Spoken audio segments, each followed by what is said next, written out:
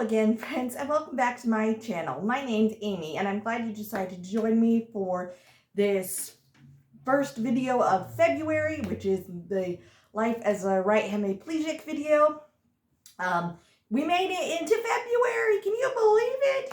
It is the month of love, and I am so excited for it. I just finished decorating my background. I will be making a reel sometime this week showing you guys more detail of the the decorations that I use. A lot of them are cards. This is Tiana and Prince Naveen. It's a picture that was on a calendar that I had. I have my cute little bear Cupid. I've got peanut butter and jelly in the background, so I can't wait to share all those cute decorations with you guys. But we are not here to talk about Valentine's Day stuff. Today I am going to be sharing with you my experiences being a right hemiplegic and somebody that has a visible disability, what my experience was getting tattooed. And I know this won't apply to most people out there because you do not have a disability like mine. But this is just my own experience. And I hope other people have had as good of an experience that I have. That isn't always the case. But this is just me telling you guys, for disclaimer, this is just my own personal experience. So I just kind of wanted to state that. So without further ado, let's just go right in. So the first thing that I did as a, not naive. What is the word? Ooh. Anyway, not naive. Anyway, as someone that has not had the experience of getting tattooed, I did all in my power to educate myself before I even stepped into a tattoo shop. So what does that mean? That means doing research, reading reviews, finding where tattoo shops are located, what the artists specialized in, what price ranges, which you don't really have a price range in tattoos, but you can kind of see that also if people leave reviews. Sometimes they say how much it was, sometimes not. But I did a lot of research into the process of getting a tattoo for the first time. What are some of the things that I could do for a newbie, untattooed person to prepare for my tattoo? So after I did all that to the best of my ability, and once I picked a shop that I was like, okay, this is what's gonna happen, I went into the shop with my parents. I told them what I wanted, and I told them where I wanted. It was my Jaguar tattoo, so it was on the arm. Everything great, perfect. Everything went smoothly. The person behind the desk treated me like just a regular human being. They didn't look down on me or anything like that due to my disability. So that was wonderful. I got when also I made the appointment, I felt good vibes from that. And I know that sounds kind of silly to don't base everything on good vibes, but I feel like at a tattoo shop that is a big part of it. Especially to being somebody that has a visible disability. Not always, but a lot of people do look down on others for having a disability. That's just the way it is. But anyway, I did not get that at all.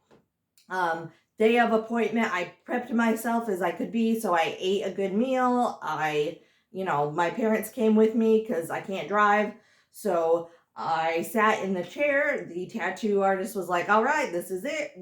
He did the tattoo. He didn't even blink an eye. When I got my tattoo, um, which was really, really awesome. And then when I wanted to get my flowers tattooed, my two favorite flowers tattooed, the same thing. This time I went to a closer location shop to me. And again, I did my research and did all that stuff. And again, I showed the artist where I wanted my tattoo. I told him my shoulder is out of the socket. Would that be a problem or anything? He said no. So, all right, great. So also when you get tattoos, arm ones, you generally just sit in a chair. So I had no problem getting into the chairs, depending on sometimes, and I know it sounds silly, but depending on where you get the tattoo, it can sometimes be an awkward position to get into. But again, like I said, I did my research. I felt comfortable. I got good vibes. They treated me just like any other customer. When I was talking to them, they were focused. Yeah, great communication. Nothing at all. I didn't feel like I was just being discriminated against. I didn't feel like, oh gosh, the problem client or anything. No. Again, I try not to be a problem client. I try to, go with the flow. And this is, which again, all of that really, really helps. So this is the tattoo that I got on my right side. It's beautiful flowers. They are snapdragons and tiger lilies, which this month I will also be getting into why I wanted the flower tattoo for Tattoo Tuesday. So definitely be staying tuned for that. But anyway, as I was saying, I feel that it is so important for somebody that if you want a tattoo as a disabled person, whatever your disability is, just go in like a regular client. If you feel that you are being discriminated against, or if you are someone that has never thought about getting a tattoo, and a friend, a colleague, anybody you trust that has tattoos, ask them questions. You might want to even have them come along with you to get a tattoo appointment, because they might know more than you do, and it's kind of nice to have that little extra buddy to lean on to as much as you can. And also, it's okay to ask questions at a tattoo shop. If you are an untattooed person, ask questions. Be as open and honest with the tattoo artist, because generally they want to give you the best tattoo they can do, and whether you have a disability or not. So like I said, my experience with getting tattoos was absolutely great. I feel that doing your research and due diligence in research, artist, all that kind of thing is so important. That goes a long way to making it just a smooth tattoo experience. The pain level for this, I did feel it just like any tattoo. Was now I don't have great feeling on this on my right side due to my the stroke that I received at 6 months. But it still felt like just getting a tattoo. Like, it wasn't any less intense, or it didn't hurt as much. Like I always say, tattoos hurt. I would only, if it's we'll do us peppers. scale, like one pepper being the, like, not that, like a bee sting-ish feeling. It was probably maybe a two pepper, one and a half probably peppers, for my my upper arm tattoo. So I don't have any benefits of, oh, she was paralyzed, she doesn't have a great feeling there, she must not felt it. Oh no, I felt it. So yeah, that is all my experience getting tattooed. Like I said, one of the key things to having a good tattoo experience is, I may sound like a broken record, but doing your due diligence in research, reading reviews, preparing, learning to prepare yourself for a tattoo, meaning make sure you eat a good meal before you get a tattoo. Make sure you are drinking water leading up to you get a tattoo, because if you are more hydrated and have energy from the food, your tattoos you will bleed less, and it won't hurt as less, but you won't. There's a good chance you won't bleed as much as somebody that's getting that doesn't have that much energy or is running on an empty stomach. Like I said, if you are somebody that has a disability and are wanting to get a tattoo, look into it. There are lots of tattoo shops that are awesome, accommodating, all that good stuff. And there are also tattoo shops that aren't accommodating and aren't so friendly. I was at a tattoo shop. My dad and I pulled in, and it just gave me the ick feeling. It gave me like weird vibes. The windows were all dark. There was only one car. Like, I don't know, I just got a weird vibe, so I didn't try to pursue that tattoo shop. But overall, my tattoos have all gone extremely well. They've all healed correctly. They've all healed wonderfully. I can't wait to get more tattoos in the future. I have a few planned out. Of course, they will take time to save up for, but I can't wait to get those things tattooed. I'm also planning on getting a very special memorial tattoo done this year. I don't know when exactly that will be, but I can't wait to share that with you guys.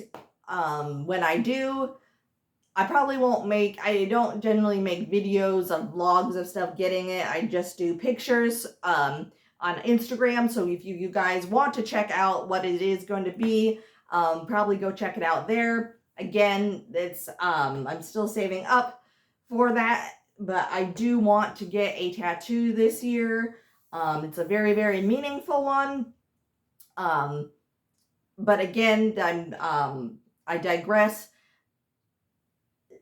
If you want a tattoo, get a tattoo. I also find, and this again is having someone that is disabled, people will talk to you more. And I know that sounds kind of silly and like, why do you care?